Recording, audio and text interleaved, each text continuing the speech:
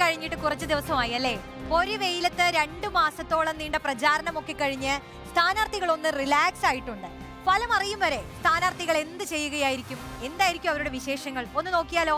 എറണാകുളത്തെ LDF സ്ഥാനാർത്ഥി KJ Shine teacher ഇപ്പോൾ എന്ത് ചെയ്യുകയായിരിക്കും? വോട്ടെടുപ്പ് കഴിഞ്ഞിട്ട് ഇന്ന് 20 ദിവസമാകുന്നു.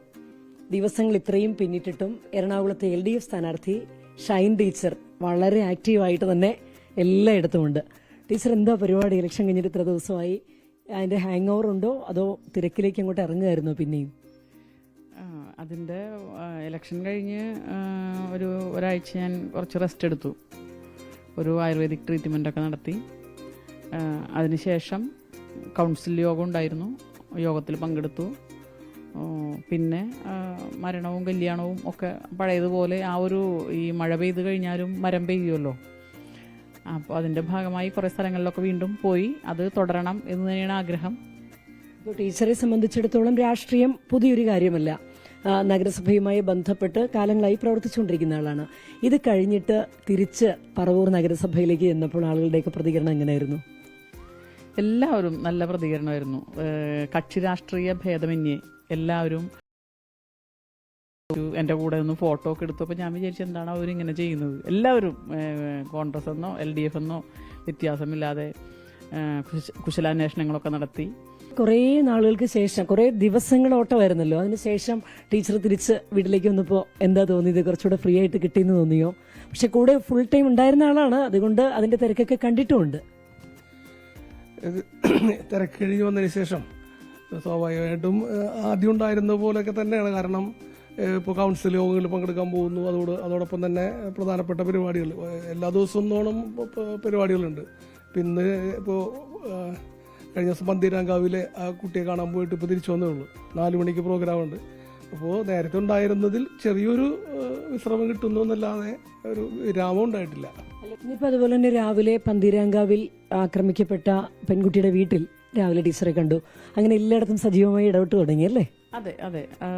അല്ല, അങ്ങനെയുള്ളിടത്ത് പോകണം. കാരണം അങ്ങനെ ഒരു ദുരന്തത്തിൽ നിന്ന് രക്ഷപ്പെട്ട കുട്ടിയാണ്. അപ്പോൾ അവൾക്ക് മാനസികമായ എല്ലാ സപ്പോർട്ടും നമ്മൾ കൊടുക്കണം, മീഡിയ അടക്കം കൊടുക്കണം.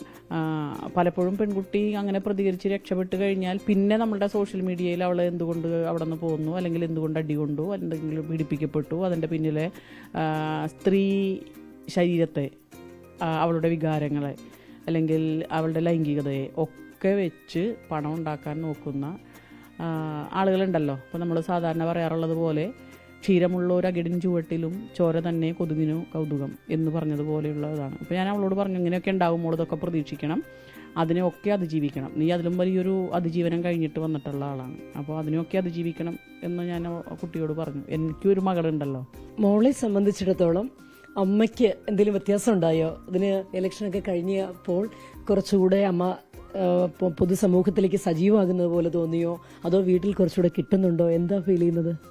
ഇലക്ഷന് മുൻപ് ഇലക്ഷൻ കഴിഞ്ഞിട്ടും വലിയ വ്യത്യാസമൊന്നുമില്ല, പഴയ പോലെ തന്നെ. ഇലക്ഷന് മുന്നേ ഉണ്ടായ പോലെ തന്നെ കൂടുതലും പൊതുസമൂഹത്തിലേക്ക് ഇറങ്ങി പ്രവർത്തിക്കുന്ന രീതി തന്നെയാണ് എനിക്ക് തോന്നിയിട്ടുള്ളത്.